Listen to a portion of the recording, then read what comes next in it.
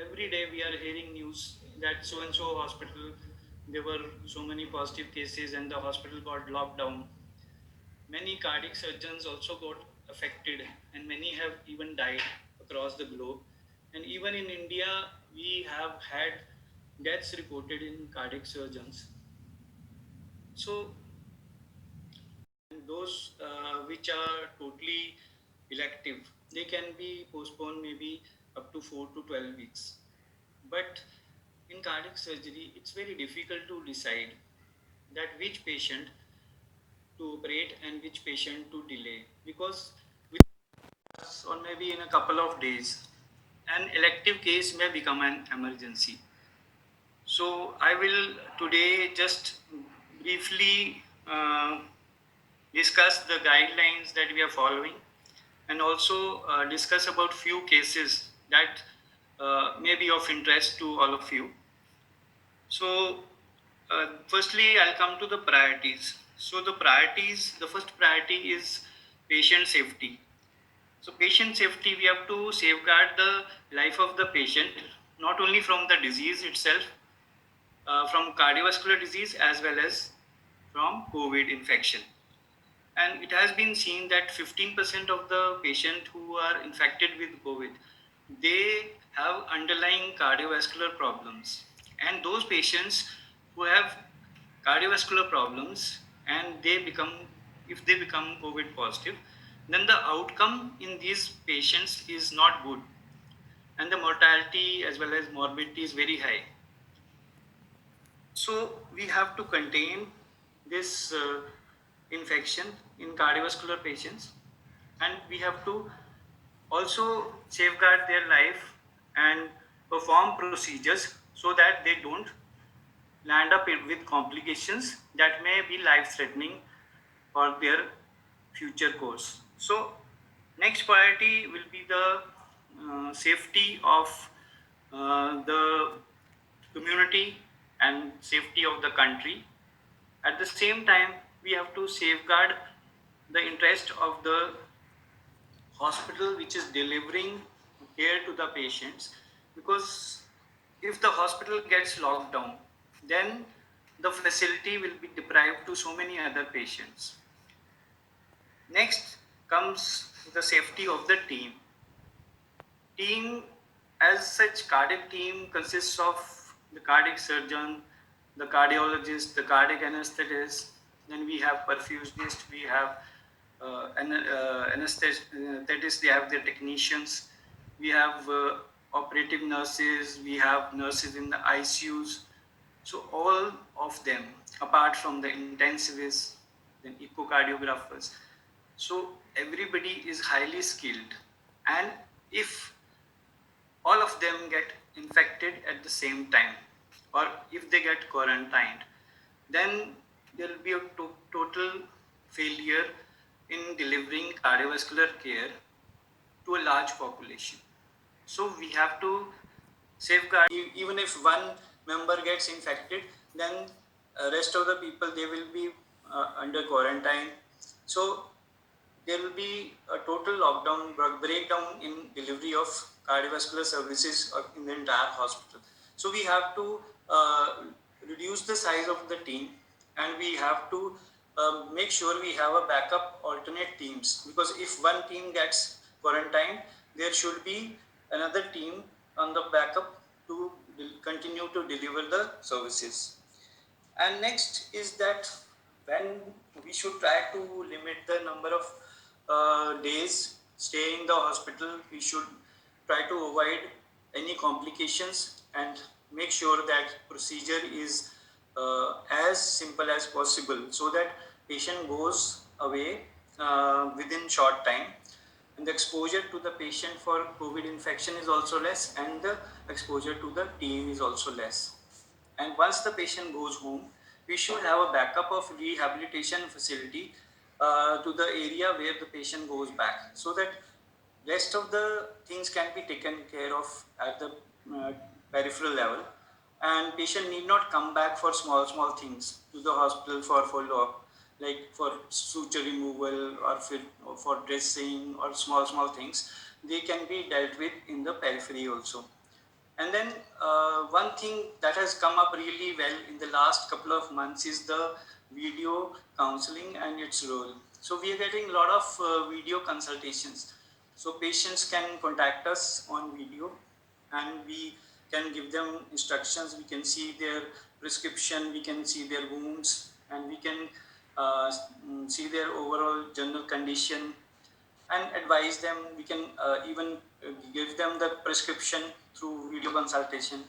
Another thing I would like to emphasize is that we should encourage similar video consultation between peripheral doctors and the doctor sitting in the cardiovascular center, because most of the peripheral doctors, they are in a better condition to tell about the condition of the patient, and most of the things can be discussed and they can be sorted out by a video consultation between the peripheral doctor and the doctor sitting in the cardiovascular center. So nowadays we are getting video consultations by doctors also, but mostly doctors, they communicate either on phone, or sometimes the patient themselves, they communicate most of the times. So sometimes it is difficult to diagnose and assess the actual situation if the patient communicates, because patient may not be able to tell exactly about the situation. So now, after discussing all these things, I would like to briefly tell about a few interesting cases that we have seen in the last few days, last few months.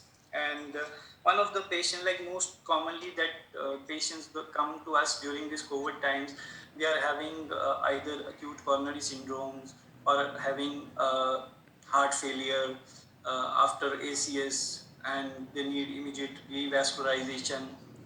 And if the lesions are not suitable for stenting, then they are uh, referred to us for bypass surgery, emergency bypass surgery. So we had a situation where there was one person was coming to us for a bypass surgery, and within a few hours, uh, that patient's father also had acute MI, and both of them, they reached the hospital within the span of few hours, and then we had to operate both of them. And ਮੈਂ Ranjit Singh son of ਪ੍ਰਤਾਪ ਸਿੰਘ ਪਿੰਡ ਖੜੌਲੀ ਤਹਿਸੀਲ ਰਾਜਪੁਰਾ ਜ਼ਿਲ੍ਹਾ ਪਟਿਆਲਾ ਦਾ ਰਹਿਣ ਵਾਲਾ ਹਾਂ। ਮੇਰੇ ਸਰੀਰ ਵਿੱਚ ਤੁਰਨੇ ਫਿਰਨ 'ਚ ਦਿੱਕਤ ਆ ਰਹੀ ਸੀ ਅਤੇ ਮੈਨੂੰ ਸਾਹ ਬਹੁਤ ਚੜ੍ਹਦਾ ਸੀ, ਜਿਸ ਕਰਕੇ ਮੇਰੀ ਸਦਭਾਵਨਾ ਹੌਸਪੀਟਲ ਵਿੱਚ 4-5 ਮਹੀਨੇ ਤੋਂ ਦਵਾਈ ਚੱਲ ਰਹੀ ਸੀ। ਇੱਕ ਦਿਨ ਅਚਾਨਕ ਮੇਰੇ ਛਾਤੀ ਵਿੱਚ ਪੇਨ ਹੋਇਆ, ਦਰਦ ਹੋਇਆ ਅਤੇ ਮੈਂ ਡਾਕਟਰ ਸਾਹਿਬ ਨੂੰ ਚੈੱਕਅਪ ਕਰਾਇਆ ਅਤੇ ਡਾਕਟਰ ਸਾਹਿਬ ਨੇ ਐਂਜੀਓਗ੍ਰਾਫੀ ਦਾ ਟੈਸਟ ਕੀਤਾ। ਐਂਜੀਓਗ੍ਰਾਫੀ ਵਿੱਚ ਮੇਰੀਆਂ ਤਿੰਨੇ ਨਸਾਂ ਬਲੌਕ ਆਈਆਂ। ਇੱਕ ਨਸ, ਦੋ ਨਸਾਂ 80% ਬਲੌਕ ਦਿੱਤੀ, ਇੱਕ 90%। ਡਾਕਟਰ ਨੇ ਮੈਨੂੰ ਬਾਈਪਾਸ ਸਰਜਰੀ ਕਰਨ ਦੀ ਸਲਾਹ ਦਿੱਤੀ ਅਤੇ ਡਾਕਟਰ ਨੇ ਕਿਹਾ ਵੀ ਅੱਛੇ ਹੌਸਪੀਟਲ ਵਿੱਚ ਤੁਸੀਂ ਆਪਣਾ ਇਲਾਜ ਕਰਾਓ।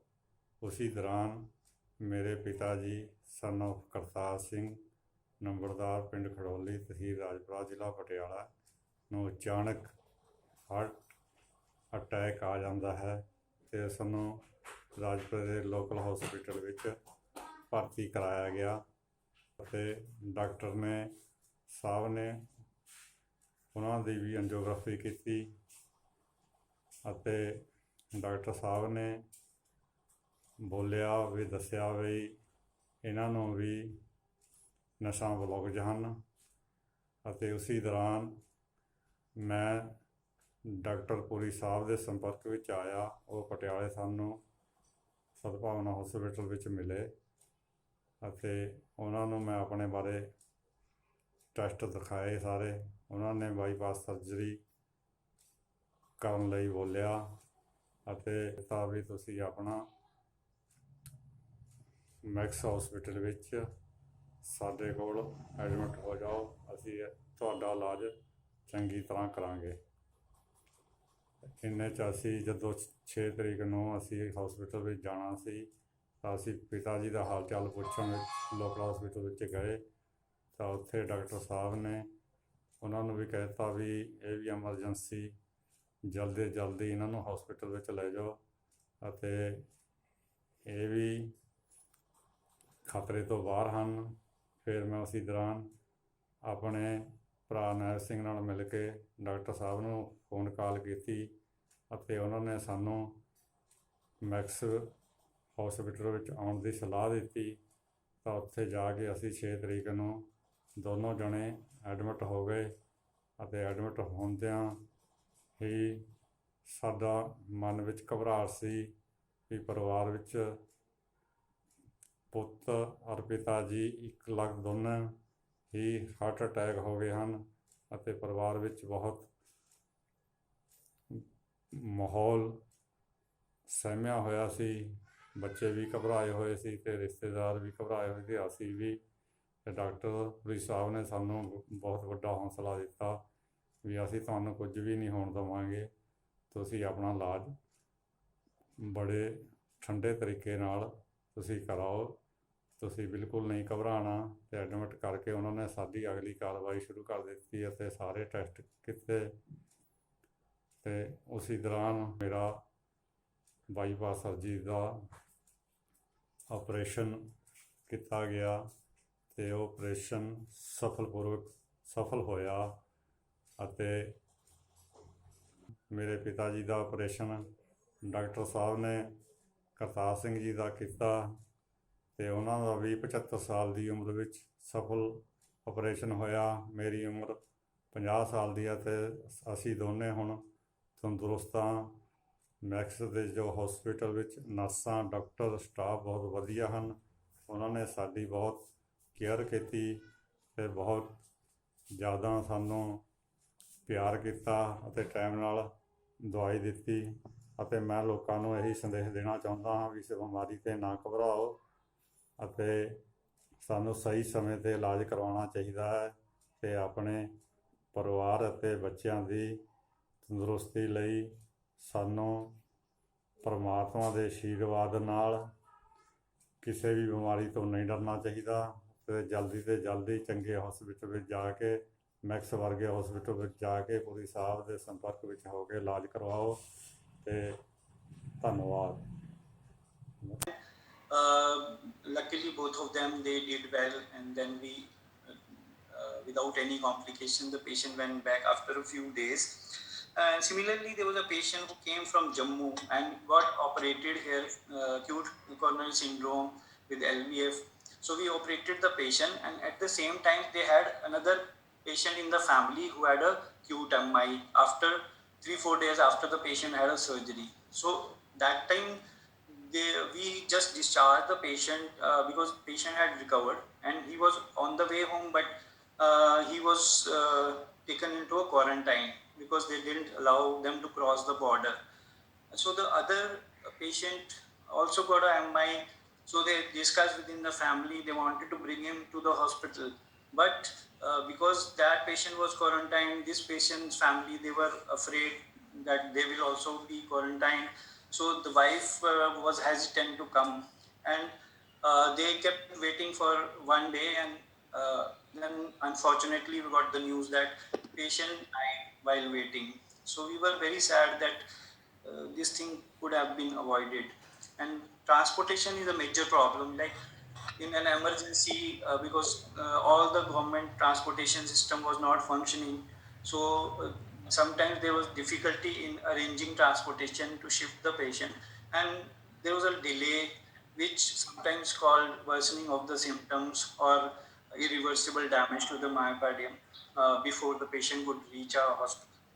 Then we had a patient who had a left atrial myxoma, and the myxoma was in every beat, it was crossing the mitral valve and it was just obstructing the valve. So the patient had number of episodes of syncope, and patient was brought to the hospital. We diagnosed the myxoma, and then we were planning emergency surgery.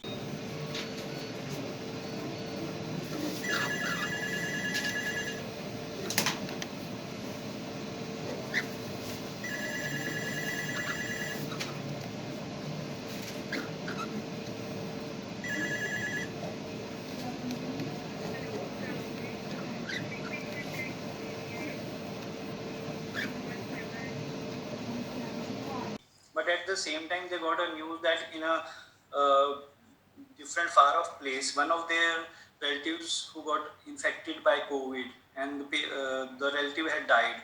So immediately the relatives came to us. We had done the preliminary pre-operative test for the patient, and COVID test was also sent. But the family, they panicked and they took discharge and they went back. Uh, we counseled them a lot, but they were totally under a mess because everybody was advising, their relatives were advising, they were consulting few doctors, and they were totally confused. And then uh, they went back, but after a couple of hours, they again rang up that they wanted to come back because when the patient was taken to some place which was not very far from here, but patient became symptomatic again and they were panicking. So in the middle of the night, they again shifted back the patient. So we then again, patient came back to the hospital and we operated, and luckily patient had a good surgery and went back after 4 or 5 days. Patient was back home.